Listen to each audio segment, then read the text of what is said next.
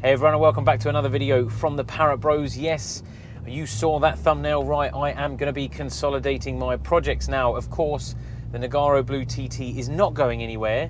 I'm driving the Glacier at the moment, and I'm not going to have it for much longer. However, the car is not going up for sale. I'll tell you a little bit more about how that works in a minute, straight after that intro.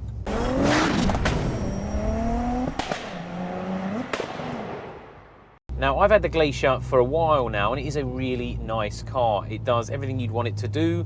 The guy who I bought it from drove it all the way from Scotland to myself, just up North London. So it done best part of 600 or 700 miles just to get to me. Recently, last week, I took it to the Nürburgring, and it performed faultlessly, apart from me destroying one of the drive shafts, but that's just one of those things. I mean, 100,000 miles, throwing it into corners at 90 miles an hour. The inevitability, I guess, old parts and whatnot. And it got me thinking. We were on a trip, we were all discussing, having late night beers and hearts to hearts about TTs and all of that kind of good stuff. And it got me thinking, and I don't need two TTs. I like the idea of having two TTs, and it's handy for when I need to take my daughter to car meets and stuff. But to be honest, my partner, if she's around, she'll happily drive as well, which means I can take the Noggy. And my daughter soon enough will be able to come in the Noggy, hopefully. I'm going to try and suss out a way to make that happen. And it just, the problem is if you have two projects, or we'll say two cars, two projects, they're always a project if it's a TT, and you never really get the time to spend on both or drive both. One always gets neglected more than the other. And it's just this vicious circle of you just kind of fix what needs fixing, or if you don't drive them enough and all that kind of stuff. So we had a debate about what to do, and I think the best thing to do is, I obviously want to build the Noggy. I wanted to go further with it. I mean, it's got a cage, it is ready to rock. I've changed the seats like you saw in last week's video, so it's got some lovely bucket seats now, and it feels so much nicer. Now, the issue I have, and if depending on how much of a hardcore subscriber you are to the channel, back when I first bought that Noggy, it had LPG, it had done like 170,000 miles, and it was tired. The engine has been fine, but it is a bit tired. The gearbox, again, questionable. I don't know how long it's going to last. It is a bit of gearbox roulette, but for the most part, it's been fine. Now, the issue I have is I want to put a bit more power in it.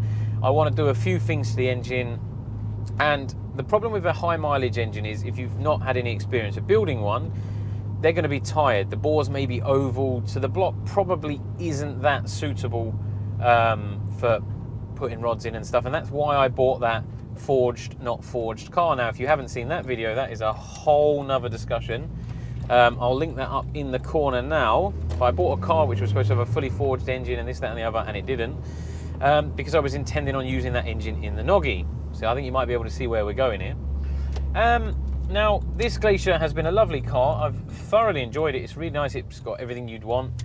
And I need an engine. Now, I don't want to just buy any random engine because I've already been burnt once. So the thought of doing that again is stressful.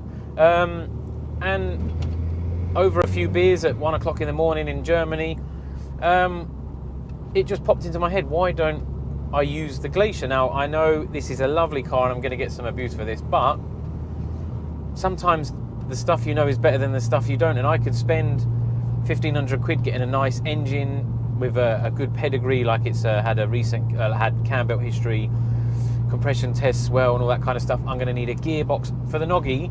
I need loads of stuff. I need an under tray, I need new power steering pipes. There is loads of things that I need. I need the engine loom, and unless I buy another TT to take apart, which I don't know how good it is, I'm in a bit of an awkward situation. Now, with this car, I've done maybe 2,000 miles in it. I know it's good, I know it pulls well, it's a quick car, and everything works as it should. Now, yes, I'll obviously take a bit of a loss money-wise, but this does also have some nice body panels and stuff that other people may be able to make use of, and there is some tricky bits that I'm not going to need, like the seat delete, don't need that, and the big brakes and the wheels and stuff, I don't need them because I've already got everything for the Noggy. So I can pull this car apart, everything I need I can keep, and I can have them both side by side in the unit, and I can literally just swap everything across, and then while we're there, because this has a better engine, I can pull this engine apart, put the forge rods I've got in there. I'll have to buy some Supertech valves,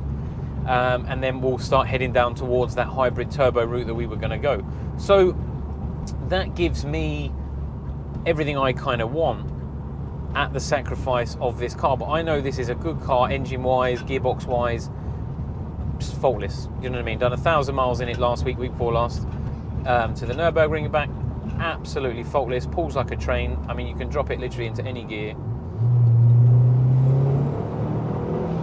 Pulls hard, no smoke, everything works fine.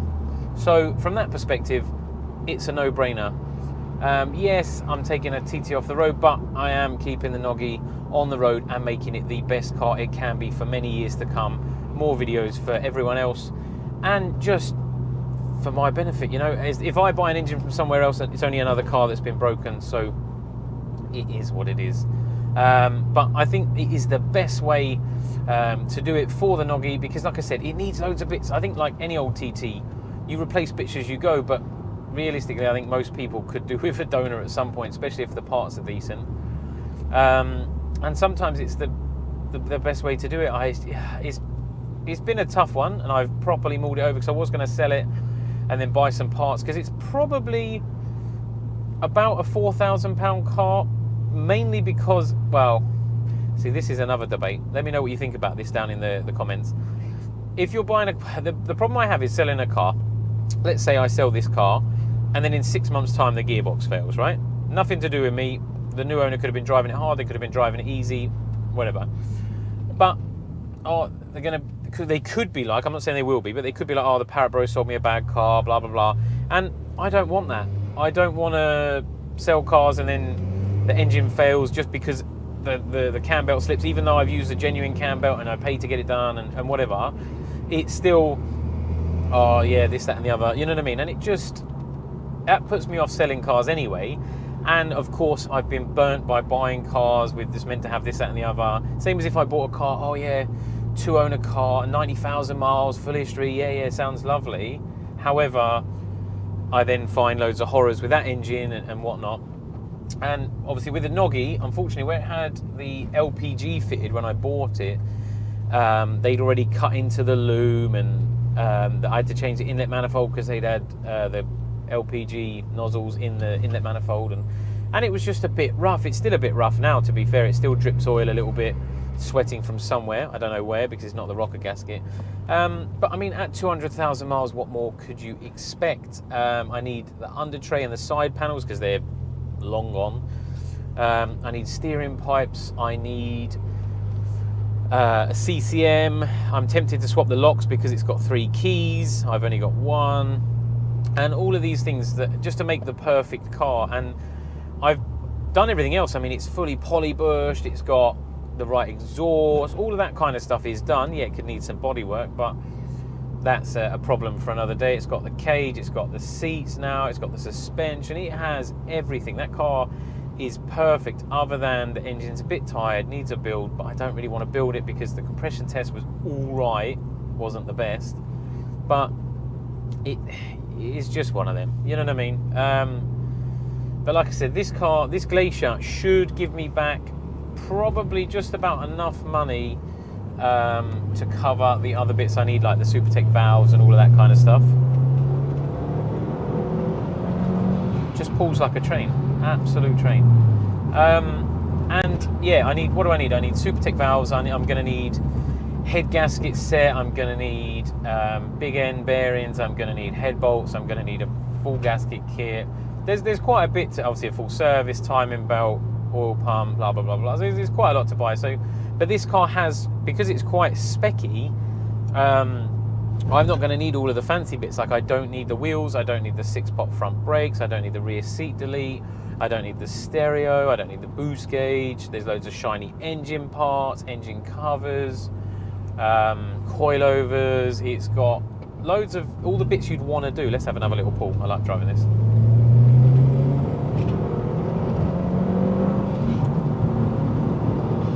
Faultless.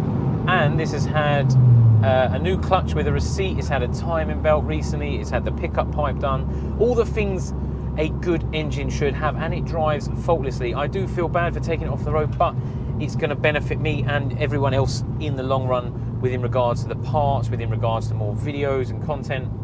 And of course, all the parts that come off of this, like the hazard switch, they always fail. Things like that, people are going to be able to use rather than having to buy new, or new may not be available anymore. They are going to be able to do that. So it's not a video I wanted to make, and I've been mulling it over for probably 2 weeks now. And I've been putting off making this video for that exact reason. But I think it's the best route. Rather than buying the unknown, I'm going to be reusing what I already have and making it better.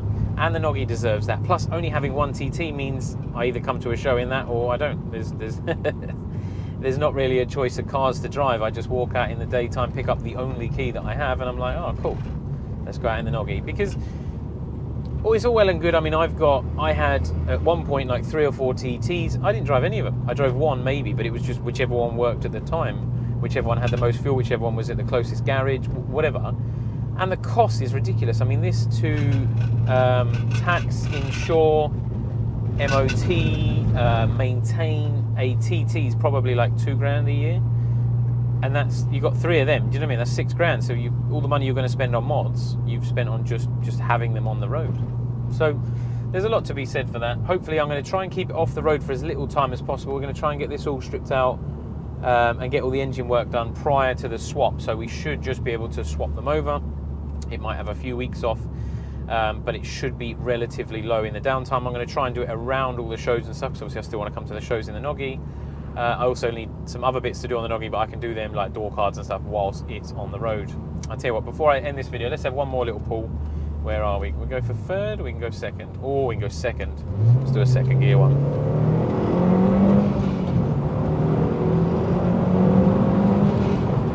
Oh, it's just, that's what a TT should be like. Pull straight up to the speed limit. Lovely.